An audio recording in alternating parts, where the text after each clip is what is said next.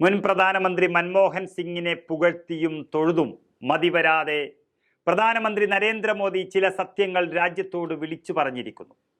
ഈ രാജ്യത്തിന് മൻമോഹൻ സിംഗ് എന്ന മുൻ പ്രധാനമന്ത്രി നൽകിയ സംഭാവനകൾ വളരെ വലുതാണെന്നും ദീർഘകാലം രാജ്യത്തെ നയിച്ച മൻമോഹൻ സിംഗ് എക്കാലവും ഓർമ്മിക്കപ്പെടുമെന്നും മോദി പറഞ്ഞിരിക്കുന്നു. രോഗം ബാധിതനായി അവശനായി ഇരിക്കുന്ന ഒരു സമയത്തും മൻമോഹൻ സിംഗ് വീൽ ചെയറിലെത്തി രാജ്യസഭയിലേക്ക് വന്ന് വോട്ട് ചെയ്തു. ഇത് ഒരു പാർലമെന്റ് അംഗത്തിന് തൻ്റെ കടമകളെക്കുറിച്ച് എത്രമാത്രം ബോധ്യമുണ്ടാകുമെന്നതിൻ്റെ ഏറ്റവും വലിയ ഉദാഹരണമാണ് എന്നും നരേന്ദ്രമോദി എടുത്തു പറഞ്ഞിരിക്കുന്നു.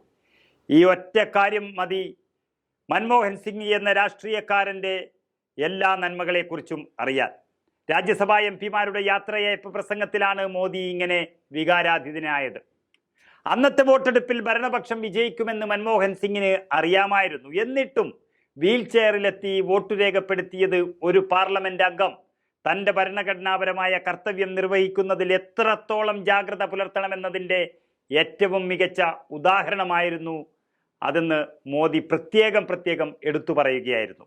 ആ വോട്ടെടുപ്പിൽ മൻമോഹൻ സിംഗ് ആരെയാണ് പിന്തുണച്ചത് എന്നതിൽ യാതൊരു കാര്യവുമില്ല. അത് മറ്റൊരു പ്രശ്നം. ജനാധിപത്യത്തെ ശക്തിപ്പെടുത്തുന്ന ഒരു നടപടിയായിരുന്നു അത്.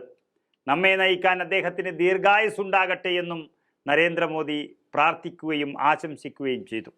2023 ഓഗസ്റ്റിൽ government of national capital territory of Delhi ഭേദഗതി ബില്ലിൽ വോട്ട് രേഖപ്പെടുത്താനാണ് വീൽ ചെയറിൽ മൻമോഹൻ സിംഗ് രാജ്യസഭയിലെത്തിയത്.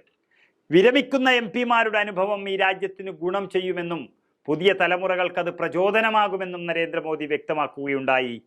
മൻമോഹൻ സിംഗിനെ ചൂണ്ടിക്കാട്ടി 2024-25 കേന്ദ്ര ഇടക്കാല ബജറ്റിനെയും ജമ്മു കാശ്മീരിലെ കേന്ദ്രഭരണ പ്രദേശത്തിൻ്റെ ഇടക്കാല ബജറ്റിനെയും കുറിച്ചുള്ള ചർച്ച പാർലമെന്റിൽ തുടരുന്നതിനിടെയാണിത്.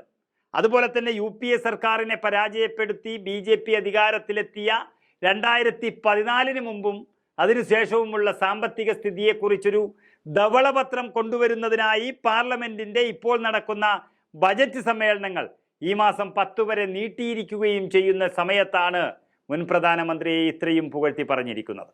മൻമോഹൻ സിംഗിന്റെ ഭരണകാലവും നരേന്ദ്രമോദിയുടെ ഭരണകാലവും പരിശോധിച്ചാൽ തന്നെ നമുക്കറിയാം, മൻമോഹൻ സിംഗ് നമ്മുടെ രാജ്യത്തെ സാമ്പത്തിക മേഖലയെ ലോകത്തിന്റെ മുന്നിൽ അഭിമാനത്തോടെ കൊണ്ടു നിർത്തിയതെങ്കിൽ നരേന്ദ്രമോദി ഭരിച്ച 10 വർഷം ഈ രാജ്യത്തിന്റെ സാമ്പത്തിക മേഖലയെ അദാനിയുടെ മുന്നിൽ കൊണ്ടുപോയി അപമാനിച്ചു നിർത്തുകയാണ് എന്നാണ് പ്രതിപക്ഷം ഇറക്കിയ ബ്ലാക്ക് പേപ്പർ റിപ്പോർട്ടിൽ പറയുന്നത്. നമുക്കറിയാം, BJP മന്ത്രിസഭയുടെ ആദ്യ ബജറ്റ് ദിവസം തന്നെ ധനമന്ത്രി നിർമ്മല സീതാരാമൻ ഓടിപ്പോയി അനുഗ്രഹം വാങ്ങിച്ചത് മൻമോഹൻ സിംഗിൻ്റെതാണ്. രാഷ്ട്രീയ ലക്ഷ്യത്തെ വെച്ച് പല പച്ചക്കള്ളവും ആക്ഷേപവും അദ്ദേഹത്തെക്കുറിച്ച് പറഞ്ഞുവെങ്കിലും വർഗീയ രംഗത്തല്ലാതെ ഭരണരംഗത്ത് മൻമോഹൻ സിംഗിൻ്റെ 7 അയലത്ത് പോലും എത്താൻ കഴിഞ്ഞിട്ടില്ല തനിക്ക് എന്ന കുറ്റബോധമാണ് ഈ ദിവസത്തിൽ മൻമോഹൻ സിംഗിനെ പുകഴ്ത്തിയും തൊഴുതും നരേന്ദ്രമോദിയെ കൊണ്ട് ചിലത് പറയിപ്പിച്ചത്.